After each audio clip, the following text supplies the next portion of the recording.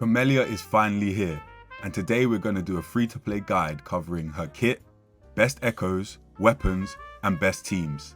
Hopefully after this guide it will give you a good idea if this plant-based Beyblade is for you or not. Feed my blossoms, self-deceivers! Firstly, we'll move on to her kit. Her basic attack is a simple 4-hit combo that doesn't need too much thought because, to be honest, you're not going to be using it too often. Her skill puts her into what we can call her enhanced state. You can tell she's in her enhanced state as Camellya's hair will turn red and, well, she'll be hanging in the air. In this enhanced state, Camellya's basic attacks are replaced with a new 4-hit combo. Holding basic attack 3 will unleash the core of Camellya's kit, the spin to win.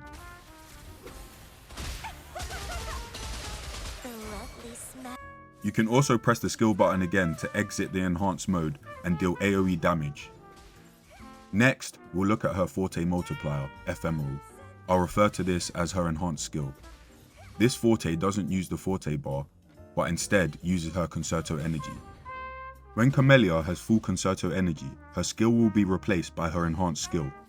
Camellya's enhanced skill costs 70 Concerto energy and has a 25-second cooldown. After pressing her enhanced skill, Camellya enters her budding state. You can tell that you're in the budding state as the Forte bar will change.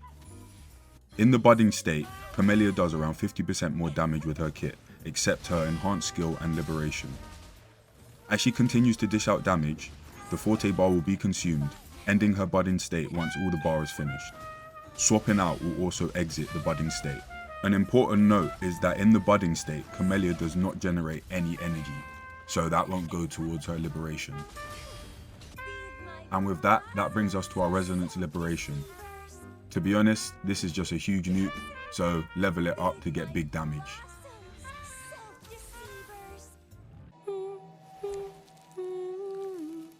For Camellya's talent priority, we have to look at the fact that most of her damage comes from basic attacks tied to her skill and her Forte. With that being said, I would recommend leveling her skill, then Forte, followed by her liberation, intro skill, and then basic attacks. Next up is her weapons. Her signature weapon, Red Spring, will be her best in slot, giving her attack and basic attack damage. Next is the Emerald of Genesis. Providing much needed crit rate, this will be a good option to build a well balanced Camellya. Chang Li's signature, Blazing Brilliance, is also a good choice, more of a stat stick than anything else though. The free-to-play options including the Commando of Conviction and the Lunar Cutter are okay to use, but I would recommend trying to use one of the 5-star weapons. Next we have the Echoes. Camellya's best set will be the 5-piece Sun Sinking Eclipse. For the active Echo, Dreamless and Crownless are both really good to use. Dreamless offers a low field time mini nuke, while the Crownless you are able to dash cancel out of and still retain its buffs before hitting your liberation or skill. Ultimately, use whatever has the better substats. Another good option for Camellya is the 5-piece Lingering Tunes due to her long field time. It's very competitive with the Havoc set, so use whichever has the best substats. For the main stats, I recommend using the usual setup of 4-3-3-1-1, with crit rate or crit damage as the 4 cost, Havoc damage as the 3 cost, although 1 Havoc damage and 1 attack is okay, and attack as the 1 cost. For substats, aim for crit rate, attack percent, and basic attack damage. Camellya's ER requirements are low, so I would aim for around 120% just to be safe. As this is a free-to-play guide, I won't go too much into the resonance chains. Just know they add team-wide buffs and mainly a lot of damage to her kit, so good luck if you're pulling.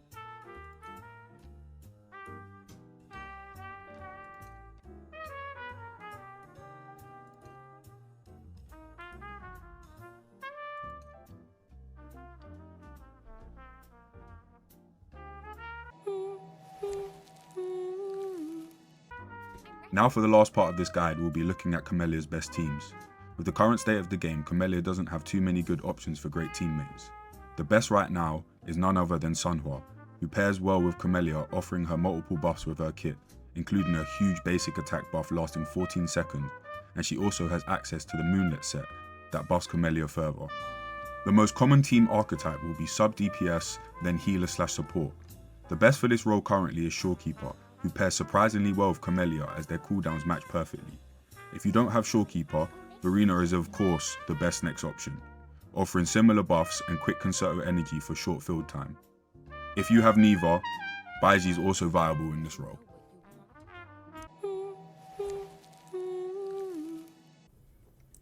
Now it's time for the showcase. Camellya will follow the usual setup when pairing with Shorekeeper and a sub DPS. First off, we open our field with Shorekeeper and then we swap to Sunhwa when her intro skill is ready. Once Sunhwa does her thing, swap to Camellya, who should now be taking advantage of all the buffs. Camellya has a very long field time and therefore you're likely to mess up on rotations, but don't worry, they're pretty flexible. Ideally, you want to swap in, use your Echo skill, then Liberation, then skill to enter her enhanced state. Once in her enhanced state, it's then spin to win. Spin to win until all your concerto energy is stacked, and then once it's full, you can use your enhanced skill. Then, it's more spin to win. Finally, you finish off with another skill cast which should bring her concerto energy up to 100%, ready for her outro. Astral modulation. Stay behind me, like frigid death.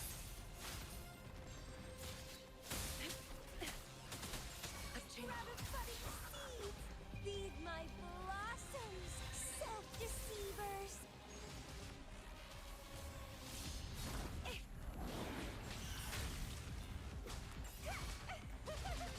Grafting, suffer.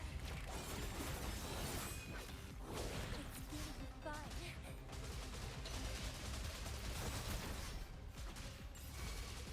Oath from the heart.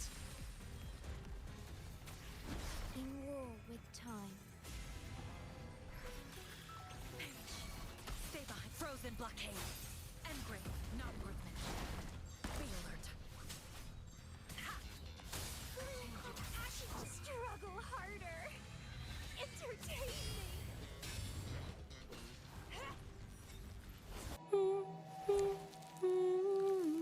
Most, if not all elements have already got their premier DPS, and with Camellya, Havoc has found itself a very nice addition. With Havoc being my favourite element in the game, I'm glad Camellya's kit lived up to everything it was meant to be. She can tackle the hardest content in the game and do it with style. I'm definitely going to enjoy using her, and I'm happy that I can expand my team options with this new welcome addition to the cast. I know I left out some important bits like advanced rotations and her inherent skill that requires a plunge attack, but I wanted to keep the guide as simple as possible. Thanks for following my guide. It's the first one I've ever attempted, so I hope that you enjoyed. If you did, please leave a like and subscribe, and I'll catch you in the next one.